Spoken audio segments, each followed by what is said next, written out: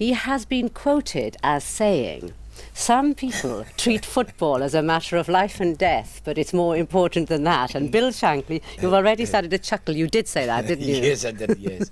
Said that to a newspaper man in London. Yeah. But when was it that football first became important to you in this really important way? Well, as long as I can remember, possibly I was 10-year-old, 11-year-old, I can't tell you. But it came to me that I was going to be a football player. And that's all I wanted to do. School was only secondary. But you see, it comes to a lot of boys to think that, doesn't it? Yeah. But you did become one. Now, Yeah. how did that happen? Because I had the will to be that and the ability.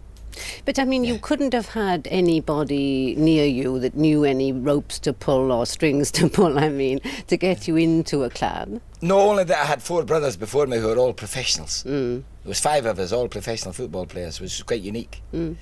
But I mean, what was it then that you felt about the game that made it seem so absolutely all important to you? Oh, it was the only thing I knew, Mavis, because as my brothers had been pros. And there was nothing else at all in the whole world but football. Yes, but you see, pardon me saying so, but it is only a game, isn't it? Yeah, it's a game to some people, but to me it's, as I told the man, it's more important than life and death. Yeah. But you started off what, as a schoolboy footballer in a school which played football or what? Yes, they played football at school. It was no organised game now, just a kickabout, because the school was too small to have an organised team. Then we played in the evening in the summer till dark, and then all during the summer. I mean, all we did was play football, nothing else. What did your mother think of all of you being such fanatics, then, I wonder? Well, on my mother's side, she had 2 brothers who were professionals, so possibly the football came from my mother's side. But did she want you to be a footballer? No, well, my mother didn't. My mother was the most wonderful person in the world. Probably everybody says that about their mother. No, they don't. You say I don't think that she had an enemy. Never in all my life have I ever met such a person. And if I lived till I was 1 million, I'll never meet another one. Yeah. But what was it about her? She never had any enemies. She was kind-hearted. She gave away her last penny. She was brilliant. Yeah. And did she say... An inspiration to everybody. But did she want you to go into this thing, which after all was tricky to get into, to make a go of, wasn't it? Well, I think she knew, Mavis, that where I lived it was either the pit, the coal mines, or football. 2 things. And it was the pit first and the coal mines second. But I think she'd rather seen us playing football than going down the pits. The pits, right. So then tell me then, where did it go from being a schoolboy who was good at football and absolutely enthusiastic about it? How did you then get into teams and what? Well, I went into the pit to work first. Then I played for a junior team. Then a scout from Carlisle United saw me playing for the junior team. He recommended me. I went on a month's trial. I played 1 game and was signed as a professional player for Carlisle. It was as easy as that and as simple as that. And then when you were a player, what kind of player were you then? Oh, well, I gave you 100%. I was fit and hard and tough, and I played simple. I was possibly a socialist football player. You know, I helped everybody. You know, I did all their jobs for them. Probably did 3 or 4 men's work during the time I was on the field. Can you see a great change in the attitude of football players to the game now? Because a lot of people do say this, don't they, that it's changed, the game has changed. It's deteriorated, they almost say. Well, the world has changed. Right. I mean, and there'll be changes in football in every 10 years, possibly. There's changes. There's still some good players, but I don't think there's many great players as there was in the 30s when I was playing. Well, in the 30s when you were playing, though, it was very much, wasn't it? I mean, the sort of, the image of the footballer was a chap with an open shirt, and out he'd go in all weathers. He never wore an overcoat. He was almost aggressively working class, wasn't he? Well, was that the kind of player? That's a possibility. When I was a boy, if you had an overcoat, you were a snob. You know. A show-off, anyway. Show off. Nobody wore the overcoats, you know. That's right. We thought maybe he'd stolen it somewhere. We saw him. I think that's possibly the image, yeah. I think it's changed now. But the game itself, when you said you were a socialist player and you said that you wanted to share, I mean, are you saying something particular about the kind of game it was then? Yeah, well, my views are socialistic views in all aspects. Not that I'm a radical, I'm a militant man, you know, because I think that everybody should help each other. And football, we prove conclusively that we at Liverpool and other clubs as well, and Preston, had a team that they all helped each other. Mm. And consequently, every one of them was capped for his country. Mm-hmm. So by playing collectively, they got individual honours. But you know, you've done two things. You were a player and a successful player, and then you became a manager. When did you think you were going to want to be a manager then? Oh, after I started playing, and it was maybe the war had ended, and I was 30 years of age. Then I wanted to be a manager. Mm. I was hell bent on that. Mm. So I went and studied the game, the coaching system, the physiotherapist side of it. I mean, what your heart's capable of doing, all the bones in your body. And I went through all that and studied it very deeply. Mm. But is there a danger that a manager can be so hard to get the best result from his team that he would actually overpush his team to be fit and to be strong? And then poor devils, where are they at the end of their career? Mavis, training players to be athletes, to be football players, is an art. And if you don't know about it, you'll make a mess of it. Mm. Well, and half the people in the game, and not half of them, a lot of people in the game don't know how to train people. They don't know the details. Mm. And Liverpool's success is down to all the details none of them being missed out. And in the end, they're successful, the most successful team in England. Tell me, what is an art of training then? The art is knowing what to do and when to do it. Mm. But you were telling me, weren't you, that you had a sad lesson learnt by your brother's way of being trained? Yes, I did. It was, in a sense, it was beneficial to me in the end, but not to my brother. As a boy, he went to a team when he was 16 years of age, and they overtrained him. They gave him the training that the big men were getting, and they overtrained his heart muscle. Mm. And his life lasted till he was 53, and he died. Mm. And now that was a lesson to me when I came into the football, and when I got to see Huddersfield, and the laws turned up at 15, a skinny little boy. Then I knew that to overtrain him would be a silly thing. Now, I learnt my lesson. Mm. And I brought boys like Law along, trained them, stopped them when they needed training, and I knew what to give them. So I guided them. But do you always find that a player wants to be trained like you want to train him and keep him at it? You must have to keep them at it, mustn't you? Yes. It's an art. It's a trade, like a tradesman. And if you don't know it, then you'll fall by the wayside. You could be lucky, you could win something, you could be in and you could be out, but Liverpool's in for 15 years of consistency. It's not a myth. It's not just an accident. Mm. It's all laid down. The plans are there. But you know, you could almost be called obsessive about football, couldn't you? Oh, so, is that a new word? I think you're going to get another word for that. All right, yes. I'll try another word out on you. You said when you were talking to me before we came in today that when you were a player, you were different from the other players even, in that as soon as the match was ended... Yes. Go on, tell me what you said. I was different, I think, that I was so single-minded, and I didn't get married till I was about 30 years of age. I thought getting married finished you, know.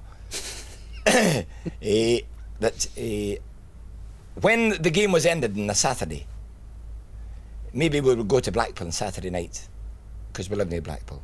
I would go somewhere. I didn't drink, of course, or smoke. But on Sunday morning, after the match, I started preparing for next week's match. I went to the ground, had a pine bath, had a massage, had sunray. Then Bill Shankly started getting ready for next Saturday's game. So when next Saturday came, he was hard, like steel. And this is all my life. I did everything I do is to keep fit, even now. I don't do anything wrong. I train now, and I do everything the same way. I want to live. I want to die a healthy man. Why? Well, what made you want to be as fit as that? To play the game, or just because you wanted to be fit for another reason? I want to be fit because I want to be ready for any eventuality. Mm. I don't want to be caught unawares, like a country being invaded by another country. Mm. I don't want to be caught unawares. Mm. If you're caught unawares, you're rubbish. But what got me, was that we used to say this to people at school. If we used to say, how are you going to swat tonight for the exam tomorrow? And they say, no, I'm going to have to play tennis. And then they wouldn't. Yeah. They'd go home and secretly swat, right? Yeah. Now, you were a bit like that. If you weren't you? If you went and played football and got yourself ready on a Sunday morning, all the other players were having a good time. Yeah. Well, this is a point, the swatting part of it. When the examination's ready, they're all dying as well. Now, if you don't know it, swatting won't make it. for your examination. The night before, you learn nothing.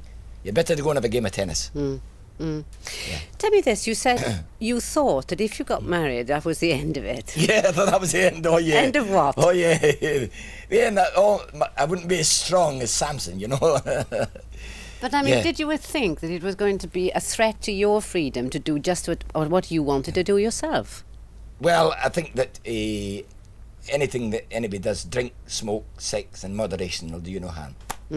That was one thing I learned. So everything I did was in moderation, although I didn't drink and smoke. Never did do. But then were you a chap that wanted to be on your own quite a lot then? That you were so fixed on your idea of football that nothing else was going to tempt you, was it? No, I had friends my friends were real friends. The first one I had was a boy called Joe Brain from Ebbw at Preston, and him and I were inseparable. And I've always had friends like that. Yeah. Well, then when you met your wife, did she know what she was in for? Oh, yeah. Oh, she knew. First time she saw me was training, out in the roads training, and she said, that must be a nutcase out there. That was me, of course. But tell me this, you see, a lot of women get really fed up with the fact that this game that they regard as just a game is taking over the chaps to the point of absolutely madness, isn't it? And and they get fed up. Doesn't your wife get fed up? I think she does. But she realises it's also my living, Mavis. I made my living at that. So I mean, you've got to suffer a little bit if you're making your living.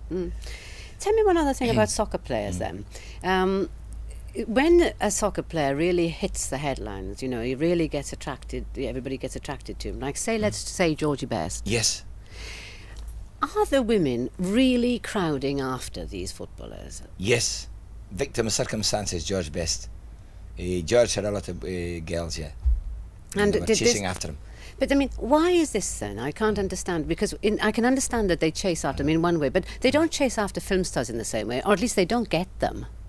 I mean, are footballers so available, or what? Well, I think football, the film stars are on the screen, but you don't see them as much as football players. They're in the open.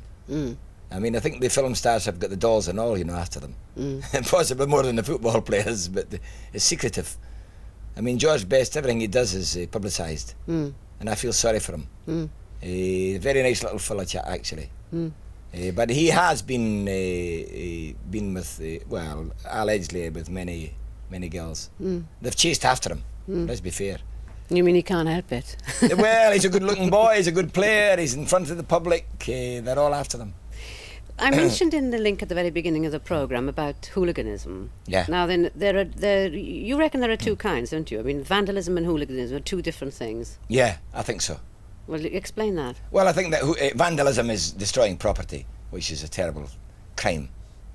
I mean, that's just nonsense. And that does go on with football fans, doesn't it? Oh, no, Mavis, no, don't call them football fans if they're destroying property, no. Right, well, what are hooliganism at football is a fight in a crowd. I mean, I've seen as a boy, I've seen open fights with 50, 60, 100 men fighting. I mean, real men, they weren't stabbing each other in the back. Standing up fights, fist to fist. I think that hooliganism and vandalism is two different things. Yeah. I mean, if you go to a football match and there's an argument, I mean, it's quite natural for men to lose their temper and fight. They're not breaking any laws. What the hell's wrong with a fight?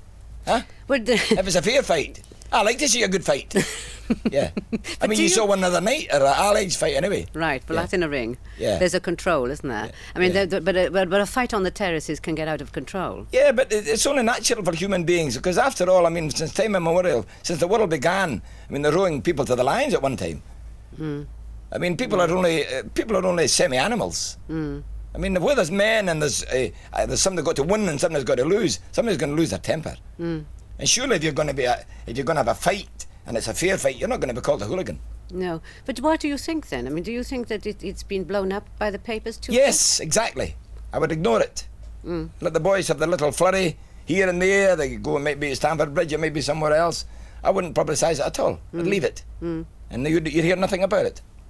Do you think that there is a chance? I mean, sometimes people criticise football because the facilities are not all that good, and they certainly don't attract a family audience, you know, and it's the rough male sort of thing, isn't it? Now, do you think that football should attract a family audience, or would it change the nature of the game? I don't know, really and truly. I mean, you mean the family, the man and the woman and his children. I don't know if it's if the children are old enough to understand it. I mean, I remember going. I mean, you might have children and watching a game and they really don't understand the game. Or a woman might be, even yourself, no disrespect to women, might be at a game and they know nothing about the game. I remember being at Hampden Park one day, just after the war. Scotland were playing England. And Scotland scored a goal, of course, and Hampden erupted, 150,000. So she says to me, is that a goal? Yeah, but you know, come on, there's nothing very difficult in the game. We're going to be able to understand it, aren't we? If we want to. What women haven't done so far is wanted too much to understand it. They can't. They're a bit bored by it, aren't they? What I'm saying is, if you did try to attack a family to the game, would it change the nature of the game, do you think? No, I don't think so. It depends on what's at stake, Mavis. If the stakes are high, it's all the same who's at the game. No. You've been writing a book, haven't you? Yes, I'm writing a book, Yeah, and it's coming out in the summer. And it is, yes. What's it about? It's Shankly by Bill Shankly. And what is Shankly by Bill Shankly? It's me from the cradle. Yeah. What, a philosophy of life? Philosophy, everything. Psychology, philosophy, everything. Yeah. From the day I stole turnips out the field and the cakes out the store and everywhere. What is the sort of characteristic that you think you have got towards life then that makes you think Shankly by Shankly is something worthwhile? I think that every day I've got the health and strength to go out my bed's a holiday. Yeah. And that I'm lucky to be that and to get out of my bed and be able to do something that I want to do. Now that has changed a little because I'm no longer manager of a football club and I have a little more time in my hands. But deep down in the 20 months that have passed, I haven't had much time in my hands.